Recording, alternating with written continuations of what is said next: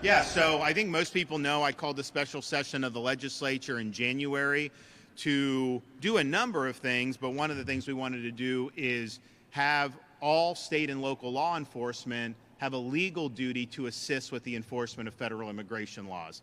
Because if you think about it, Florida Highway Patrol pulls somebody over on a highway who's driving drunk, they have no license, they're not here legally. Being able to just transport them to ICE and get them out is the easiest way to do it. There's some states where they do the opposite. They try to block immigration enforcement. We aren't a sanctuary state, and we banned sanctuary cities my first year as governor, but it's not enough to just not sabotage. You got to be part of the solution. So we now have all 67 counties. And yes, most of those sheriffs are more prone to want to enforce the law, but not all 67 necessarily.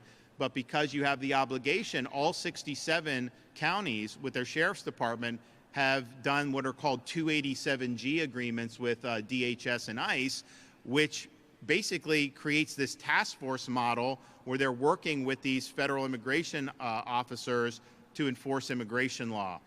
Then you have local police departments are now in the process of doing their agreements so that they're going to be part of the solution as well. And then I directed immediately all of our state agencies, FDLE, Highway Patrol, Fish and Wildlife, State Guard, to do similar agreements. And so you're seeing this, but we just had Brevard County, Wayne Ivey, the sheriff, great sheriff, he started this SHIELD program, and they're busting up. They brought in 6 illegals yesterday. They're doing more. They're working very collaboratively with that. So, if you want to have enforcement of immigration law, you have to have state and local involved. If they're not involved, there just aren't enough federal people to be able to really make a meaningful difference. So I think Florida is definitely leading the way on this. And, people talk about criminal illegal aliens to say, oh, well, if you come here illegally and then you commit more crimes, well, then we'll send you. Well, yeah, you should definitely send them, but that should not be the trigger that you're committing more crimes. I want to send them back before they commit these crimes. Why would we want to have victims in this state when we could do something about it? And so what we did with the special session, we made it a crime to enter Florida illegally. So they just busted a guy who had been deported before. He's back in Florida illegally, somehow, probably under Biden. And so now he's subjected to a felony. And then they can turn them over to ICE, and then they can do this. And the border and the southern is much better now, so the chance of them getting in is probably a lot less than it was in recent years. So that's something that's really, really positive. But I also look at it, it's like, well, we, in the emergency rooms, anyone that shows up gets treated, that's federal law. And so people that come that are illegal, they use the emergency room as like kind of primary care. And that costs money for taxpayers. And they just did the survey. It cost Florida last year $660 million for emergency room services for illegal aliens in the state of Florida. I mean, what could you take $300 million of that and give it to like teacher pay or something like that? I mean, wouldn't people rather do that, cut taxes with it? So it does have burdens, apart from criminal aliens, burdens on taxpayers. The U.S. Supreme Court ruled in the 80s must go to public school. Like, you can't say that you have to be here legally. And so they force public schools. So that creates crowding. It creates issues there. And then, of course, the criminal system. And then just even like traffic accidents, not having driver's licenses, insurance, that's a big deal as well. And then with businesses, I was talking to some guy who does like, I think it's roofing. He'll only hire legal people. But because he only hires legal people, he's got to charge more. And so it's harder to get business because some of these other guys, all the workforce is illegal under the table and they're paying very little.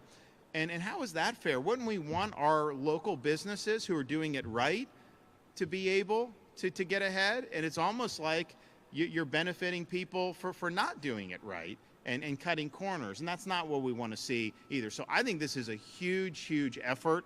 I'm glad that we're leading the charge. You're going to hear more from us about what's going on because these guys now have been in the process. We did the agreements, and we did our agreements very quickly.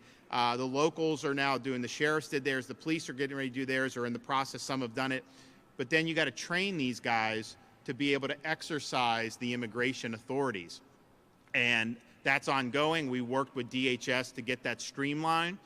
And so you're going to have more and more people that are deputized, because prior to Trump administration, if we had a highway patrol, you had illegal alien driving drunk, endangering motorists, pulled over, we know he's illegal, we know he was driving drunk. If they called ICE and ICE came to get him, fine, but ICE would not do that. They were not permitted to detain and transport to ICE under federal law. Now they're being deputized under the Trump administration to be able to do that. So that makes a huge, huge difference. And just think about your safety as a motorist, as a Floridian on this. And one of the things that has been really frustrating is when you have the fatalities on the roadways by the illegal alien drivers, those almost always followed previous stops and arrests of the same individual. So they're driving drunk, and maybe they don't run into anybody. Obviously, that's fortunate that no one got hit in that instance. But then it's just they go and then they get released. And the catch and release doesn't work. And so those days are over in Florida. We've ramped up very quickly. We've got more ramp up to do. I think you're going to see more that's going to happen in the ensuing weeks and months, and certainly over the balance of the Trump administration. You're going to see a lot that's done that I think a lot of people have been wanting to see for a very, very long time. Okay, thanks everybody. God bless.